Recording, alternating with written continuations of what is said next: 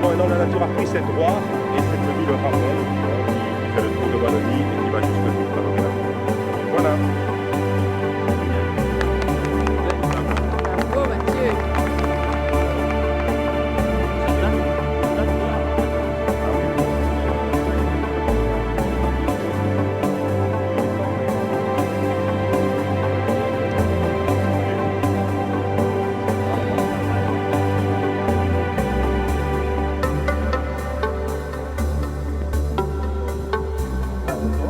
On est le long de la Lys.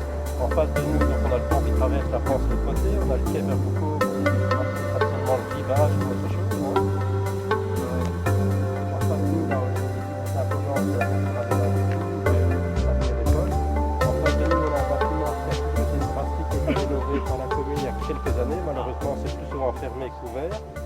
Mais elle a été rénovée complètement. Il y a à l'intérieur, tout a été conservé en l'état, pur jus, avec tous les bassins en cuivre, etc. Elle pourrait encore fonctionner et faire de la bière. Mais bon, c'était une bière, une simple pils ou autre chose, une bière de table plutôt ou autre chose. C'était pas une bière terrible, mais bon, c'était une brasserie locale comme il y avait dans tous les petits villages dans le temps ou autre chose. Mais tout il y a encore là-bas, etc. Mais bon, soit. Alors là-bas, donc on a l'église qui est là, et sur cette église-là, ce qui était particulier, c'est qu'elle est assez conséquente, mais c'est une église qui a été complètement reconstruite dans les années 20, juste après la guerre 14. Alors on voit que l'église est beaucoup plus haut et qu'on a un sol qui est beaucoup plus bas. On voit dans le mur en briques, il y a des morceaux avec des pierres. En fait, à l'origine, au Warneton, on avait des moines dans le temps, ce qu'on appelle les mouches. Petit moine ou autre chose, on verra une sculpture là-bas. Mais en fait, l'église à l'origine n'était pas tout à fait à cet endroit-là. On va retomber sur la grande place. Vous allez voir, on a une grande place qui est vide, mais avant la guerre 14, il y avait plein de maisons. Là, tout a été rasé et pas été reconstruit. Et les pierres qu'on voit là, avec les changements de fenêtres et de portes, c'est des anciennes traces, des anciens bâtiments où il y avait le cloître ou le bâtiment des moines. Et alors tantôt, en passant là, de l'autre côté du mur, il y avait une grande motte ou une petite colline. On est passé sur un petit cours d'eau qui s'appelle la Douve, qui vient du Mont Kémel, qui jette dans la Lys. Et là, on a une motte castrale qu'on appelle. En fait, il paraîtrait qu'à Warneton, on a eu un château. En fait, il n'y a jamais eu de château. Il y a eu une motte avec des douves tout autour, etc. On va les voir. Il y a toujours une motte qui est là. Ils ont fait des fouilles. Il y a certainement eu une motte avec des installations avant le Moyen-Âge ou autre chose, avec des fortifications en bois comme ça, ou autre chose, mais jamais de construction en dur, en pierre ou en brique. Il y a eu des mottes ou autre chose, de fortifications, mais toujours dans un état qui date du Moyen-Âge, donc c'était plutôt de la pierre ou de la terre ou autre chose. Mais ça s'appelle une motte, c'est comme une motte de beurre, c'est une butte en fait. Ça s'appelle une motte comme une motte de beurre tout simplement. Et ici ça s'appelle une motte castrale parce qu'il y a eu une petite fortification peut-être ou autre chose, mais relativement à quelque chose à une échelle assez réduite.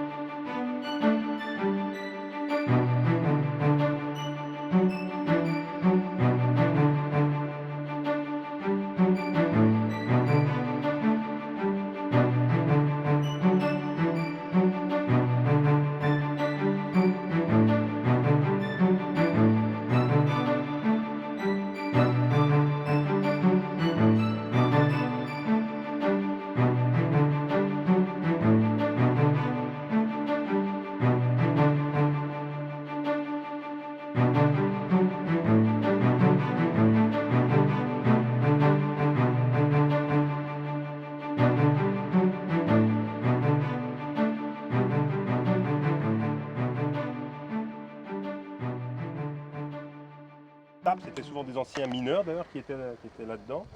Et donc ils creusaient pour mettre des mines en dessous des tranchées ennemies. Et donc chacun s'écoutait aussi mutuellement. Donc il y a eu vraiment beaucoup de tués hors des mines parce qu'ils ont été tués dans la mine par les éboulements, etc. Alors L'explosion la plus spectaculaire et mémorable s'est produite un 7 juin 1917. Donc 19 mines furent en fait déclenchées simultanément entre Warneton et Zilbeck, qui est derrière nous quelque part. Donc 19 mines. Et donc là, on dit que la détonation fut entendue jusque Londres et Cologne, et qu'à Lille, on a cru un tremblement de terre.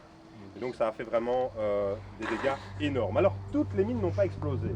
De ces 19 mines, toutes n'ont pas explosé. Celles qu'on voit derrière nous, enfin les restes en fait de l'explosion, c'était...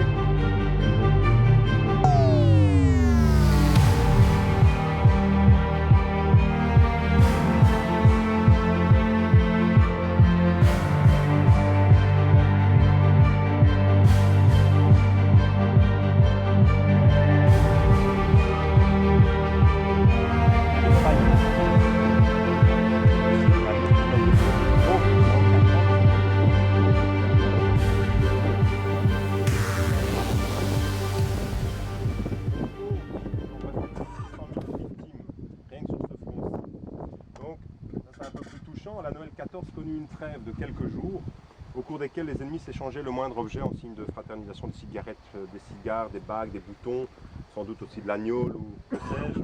Et l'an dernier, donc à l'occasion du centenaire de cette trêve de Noël, beaucoup d'activités avaient organisé ici à Ploegstert, mais parmi celles-ci, on va épingler donc, le 11 décembre 2014, le jour d'inauguration de cette stèle du site Christmas Truce, la trêve de Noël.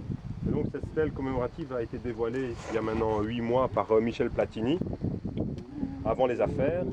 Et donc ce monument représente deux symboles. D'abord un culot d'obus partiellement enfoncé dans le sol et un ballon de football, tous deux en fer plein, parce que ce ballon rappelle le match de foot qui a opposé donc, les armées anglaises et allemandes. C'est une réalité historique. Ça devait être un peu plus derrière vous. Bon, on a pris ce site ici, mais ça devait être plus derrière nous apparemment. Mais donc il y a vraiment eu un match entre Allemands et Britanniques un soir de Noël 14. Alors, ce fait a été rapporté aux hiérarchies militaires et ça a été vraiment sévèrement réprimé par les autorités allemandes. Donc cette fraternisation a pris fin avec la relève des troupes qui ont suivi, donc celles qui avaient fraternisé. Et ça ne s'est plus jamais reproduit dans ce conflit mondial. C'est aussi dans cette région que Churchill est arrivé au poste de commandement en 1916, au milieu de la Première Guerre mondiale, pour 3 mois ici sur Ploegstert. Et il a failli rencontrer le jeune Hitler, parce qu'Hitler combattait ici, il n'était pas encore connu comme on l'a connu. Il était volontaire, et il a été gardé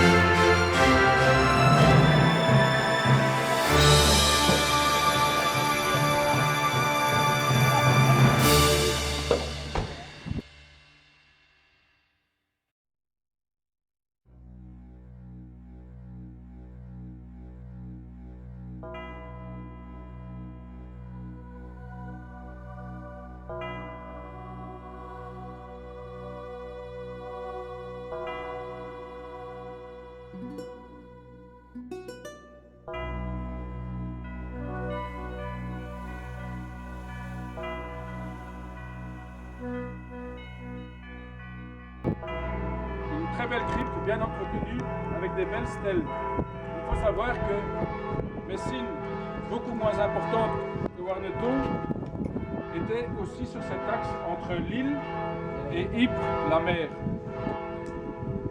Messines, dont on trouve des trace aux environs de l'an 800, a explosé, c'est-à-dire pris une grande ampleur en construction, en bâtiment au Xe siècle, sous Bauduin V, qui était un vassal du roi de France, qui avait épousé une petite nièce. Et il a fait prospérer cette ville. Il y avait ici un couvent de bénédictines. En fait, ce qu'on retrouve souvent dans les villes relativement prospères, c'est toujours la même chose.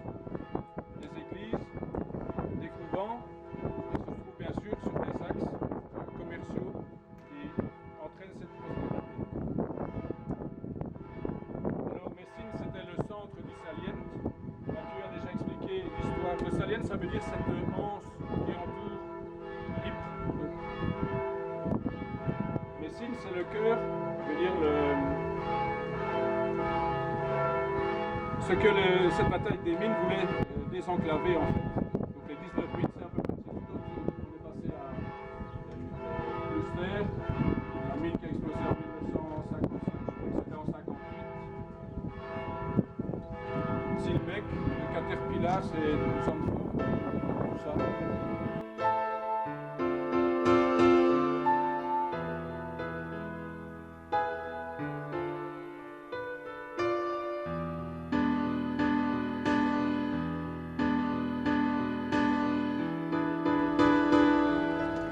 C'est la plus longue.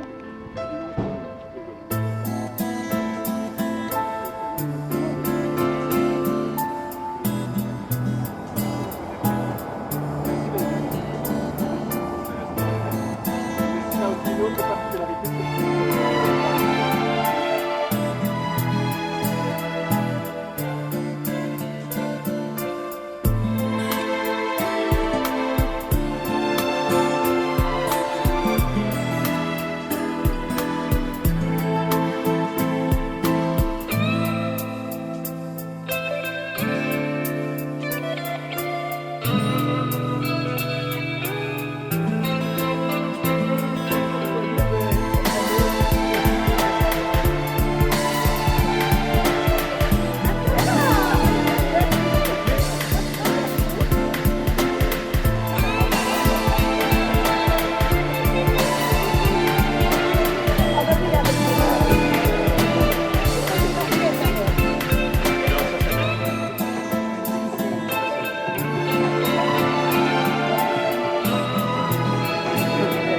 Jean, le papa de Christophe.